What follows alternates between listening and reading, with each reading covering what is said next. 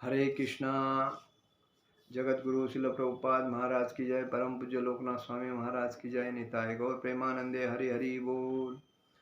कार्तिक मास में कार्तिक मास अक्टूबर और नवंबर में जो आता है वो बहुत ही सभी के लिए पूरे दुनिया में उसको मनाया जाता है।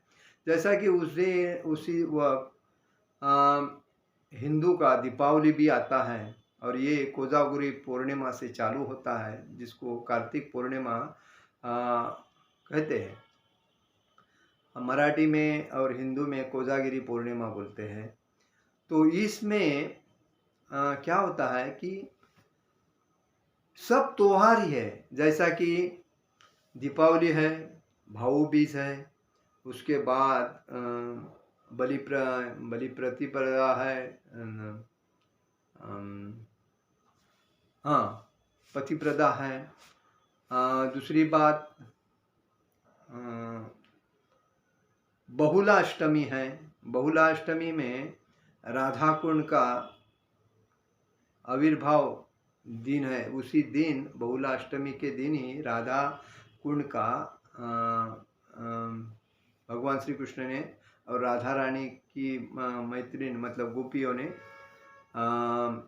राधा कुंड को उत्पन्न किया था। उसी टाइम राधा कुंड और श्याम कुंड ये जो वृंदावन के सर्वश्रेष्ठ स्थान है, ऐसा स्थान पूरी दुनिया में कोई नहीं है, वैसा स्थान है।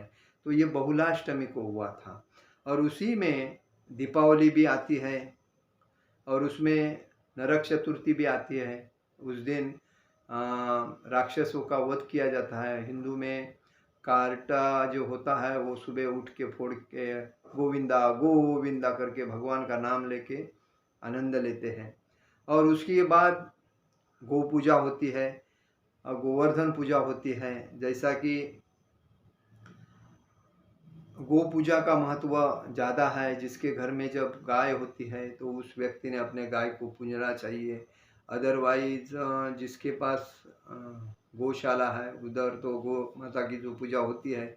और उसी टाइम भगवान ने मतलब गोवर्धन की भी पूजा की जाती है, क्योंकि जब इंद्र ने भारे बरसात ज़्यादा की थी तभी भगवान ने अपने ये दाएं उंगली में नाखून के ऊपर गोवर्धन पर्वत को 7 दिन 7 रात्र उठा के वो गोवर्धन लीला की थी और उसकी भी पूजा उसी दिन ही आती है।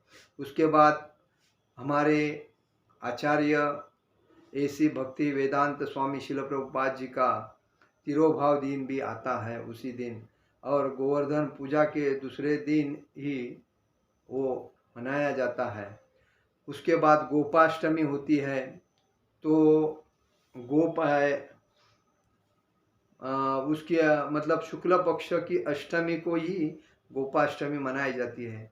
उसके बाद भाऊ बीज होता है। बहन भाई के पास जाती है, भाई बहन के पास जाता है। भाई बहन को प्रेजेंट देती है, भाई बहन को प्रेजेंट देती है। उसके बाद बलि प्रतिपदा होती है, जो उस दिन अपनी पत्नी अपने पति की अच्छी तरह रंगोली निकाल के उसके ऊपर पाट रख के आराम से बिठा के अपने पति की आरती उतारती है। पति तभी अपने पत्नी को कुछ गिफ्ट देता है। पत्नी अपने पति को उठना वगैरह लगा के उसकी पूजा करके उसको, ये सब हिंदू के जो नियम है इसीलिए कहा गया है। तो हर जो पति होता है वो पत्नी का पति देव होता है और जो पत्नी होती है वो पति की लक्ष्मी होती है। और ये जो संबंध है पति पत्नी का, ये अच्छी तरह समझना जरूरी है। उसमें प्रेम महत्व है, ये स्वार्थ प्रेम नहीं होना चाहिए। उसमें असली प्रेम, जैसा राधा और कृष्ण झगड़ते थे, एक होते थे और चलते थे, लेकिन कभी एक दूसरे के ऊपर गुस्सा नहीं करते थे, कुछ नहीं। तो पति पत्नी ने भी अपने ऊपर कभी भी गुस्सा नहीं करना चाहिए।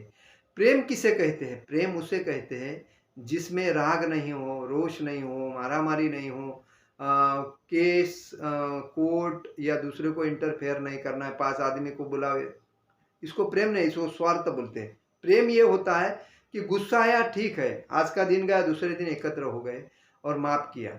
जैसा कि राधा रानी भगवान श्री कृष्ण के ऊपर इतना गुस्सा करती थी, इतना, लेकिन भगवान कभी भी अपने मन पे लेते नहीं, क्योंकि वो उनसे बहुत प्रेम करते थे।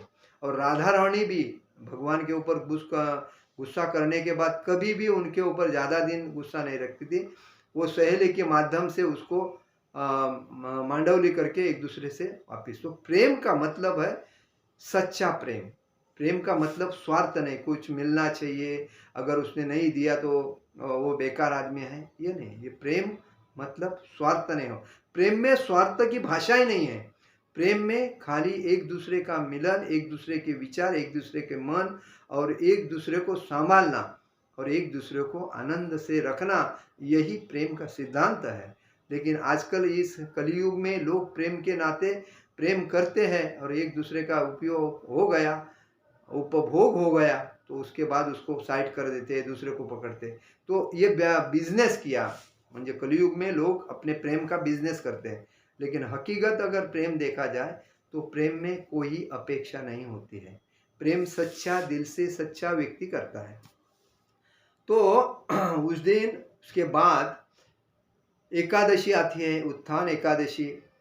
तो उसमें किशोरदास बाबा जी का तिरोभाव दिवस होता है और भीष्म पंचमी, जब भीष्मदेव, जब उनको बाण कुरुक्षेत्र में बाण लगे थे पूरे शरीर को, तभी वो बाण के ऊपर सोए थे और भगवान श्री कृष्ण को बोले थे कि कृष्ण, आप ही पूर्ण पुरुषोत्तम हैं, आप मेरे सामने रहो तभी मेरा शरीर छूटेगा, अन्यथा मैं छोड़ नहीं सकता, क्योंकि मैं वापिस नहीं आना चाहता हूँ, क्योंकि आप जो है ये सब कुछ किया है आपने है और मुझे आपके चरण में स्वाधीन होके ही शरीर छोड़ना है। तो जैसा आप मेरे सामने रहोगे तभी मैं शरीर छोड़ता हूँ।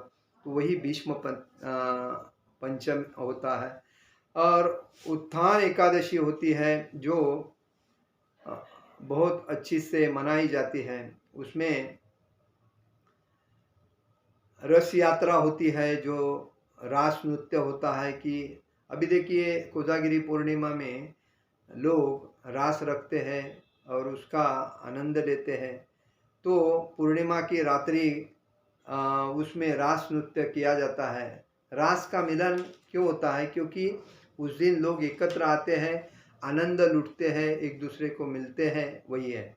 तो यही अमरीश महाराज ने 1 वर्ष का व्रत लेकर मधुवन में भी परम पूर्ण पुरुषोत्तम भगवान श्री हरि की पूजा की थी। और इस कार्तिक महीने में ही अमरीश महाराज ये एक शुद्ध भक्त थे और श्रेष्ठ भक्त थे। तो उन्होंने अपने भक्ति में भगवान सिवाय किसको पसंद, क्योंकि उन्होंने खुद समर्पित किया था। अमरीश महाराज ने अपने बच्चे त्याग दिए, पत्नी त्याग दी, प्रॉपर्टी त्याग दी, राज्य त्याग दिए, सब कुछ त्याग दिए खाली भक्ति के लिए। और इसीलिए वो सर्वश्रेष्ठ भक्त है और उनकी भी उसी टाइम पूजा की जाती। मतलब उन्होंने मधुवन एक इधर आया, ये वृंदावन में ही मधुवन है, वहाँ ध्रुव महाराज ने भी तपस्या की थी और अमरीश महाराज ने भी तपस्या की। तो कहने का मतलब है ये जो कार्तिक महीना है, अक्टूबर नवंबर, दिवाली का महीना है, ये बहुत ही शुभ अवसर का महीना है। और इस महीने में हर व्यक्ति ने एक दूसरे को कुछ देना चाहिए, नहीं कि मुझे लेना चाहिए। हर दूसरे को जब आपने आदमी कुछ देता है तो एक दूसरे से प्रेम बढ़ता है। दूसरी बात, कभी भी दूसरे की अपेक्षा आदर की नहीं करना चाहिए, हमें खुद को आदर देने को आना चाहिए। जब हम दूसरे को आदर देते हैं तो ऑटोमेटिकली अपने को आदर मिलता है। तो लोग आजकल क्या करते हैं, बाजू से निकल जाते हैं लेकिन एक दूसरे का आदर नहीं करते, तो ये मूर्खता है। जब टाली 2 हाथ से बजती है, टाली 1 हाथ से नहीं बजती है। तो कभी भी हम दूसरे को अगर मान देते हैं तो दूसरा अपने को मान देता है। अगर मान की अपेक्षा हम खुद करते हैं, मुझे मान चाहिए, तो हमें देने को आना चाहिए दूसरे को। अगर देने से मिलता है, नहीं देने से कुछ नहीं मिलता है। तो ये स्वार्थी व्यक्ति होता है वो अपेक्षा करता है, और निस्वार्थी होता है, वो अपेक्षा नहीं करता है। इसलिए भक्ति में कहा गया है, अम, भक्ति में यही कहा है, सुनो,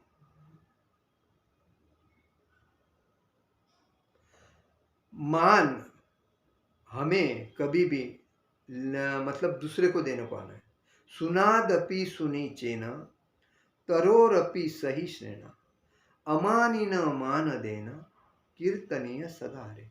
हमें दूसरे को मान देना चाहिए, अपेक्षा नहीं करना चाहिए। दूसरे को मान दे के अपेक्षा नहीं करना चाहिए, और कोई भी अपेक्षा नहीं करके हमें कीर्तनीय जीवन में जीवन जीना है। सदा भगवान का, हरि का नाम स्मरण करना चाहिए। हरे कृष्णा कृष्णा कृष्णा हरे हरे, हरे राम राम राम हरे हरे। और उसके बाद देखिए अपना कितना आनंद में जीवन होता है। आजकल हम क्या करते हैं, जुने होने के बाद हम सीनियरिटी जानते हैं। कोई क्षेत्र में जाने के बाद सीनियर हुआ, इसका मतलब वो अनुभवी नहीं है। सीनियर का मतलब है जल्दी आया इसके लिए तेरे को सीनियर। अनुभवी किसको, जिसका उम्र ज़्यादा हुआ है, उसको बचपन से अभी तक जिसने जो जितने अनुभव किए हैं, वो तो सीनियर नहीं कर सकता है। सीनियर होता है क्योंकि उसका एक संस्था में इतने दिन से है, इसीलिए उसको सीनियरिटी मानते हैं, बराबर। लेकिन उससे भी ज़्यादा अनुभव उस व्यक्ति को होता है जो उससे उम्र से श्रेष्ठ है। तो उम्र से श्रेष्ठ व्यक्ति का कभी भी आदर ज़्यादा करना चाहिए, भले वो सीनियर रहे या जूनियर रहे।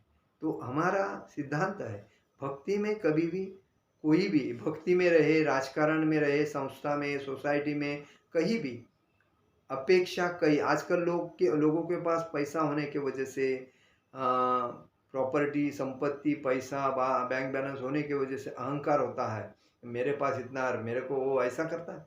तो ये अहंकार आदमी का पूर्णतः नाश करता है, और नाश होने की वजह से आदमी डाउन होता है। तो पतित होने से बेटर है दूसरे का आदर करो, दूसरे को सम्मान दे, दूसरे ने अपने को देवे या नहीं देवे उसका कभी भी अपेक्षा नहीं करना चाहिए, और तभी व्यक्ति आनंद प्राप्त करता है। और इसीलिए ये जो दिवाली है, आप सभी को सुख, शांति, समृद्धि, ऐश्वर्यवान और भक्तिमय जीवन जीने के लिए जाना, यही मैं आपसे अपेक्षा करूँगा, आपको शुभेच्छा दूंगा कि आप भक्ति करो, आप 64 माला करो। 16 माला तो करते हैं, 16 से 64 करो, 64 से 32 का 64 से ये 100 करो ऐसा। और ग्रंथ जो है वो डेली पढ़ते रहो। ग्रंथ पढ़ने से ज्ञान बढ़ता है। पढ़ने का जो काम है उसको ज़्यादा ध्यान दे दो। ज्ञान है वो कभी दूसरे को देने से बढ़ता है, कभी कम नहीं होता है। लेकिन ज्ञान अपने पास ही रखने से वो खराब हो जाता है, उससे बेटर है उसको बांटना चाहिए। और यही बात है कि हमें भक्ति में ज़्यादा से ज़्यादा एकाग्रता करके भक्ति करना चाहिए। हरे कृष्ण कृष्ण कृष्ण हरे हरे, हरे राम राम राम हरे हरे। जगत गुरु श्रील प्रभुपाद महाराज की जय। परम पूज्य लोकनाथ स्वामी महाराज की जय। निताई गौर प्रेमानंदे। हरि हरि बोल।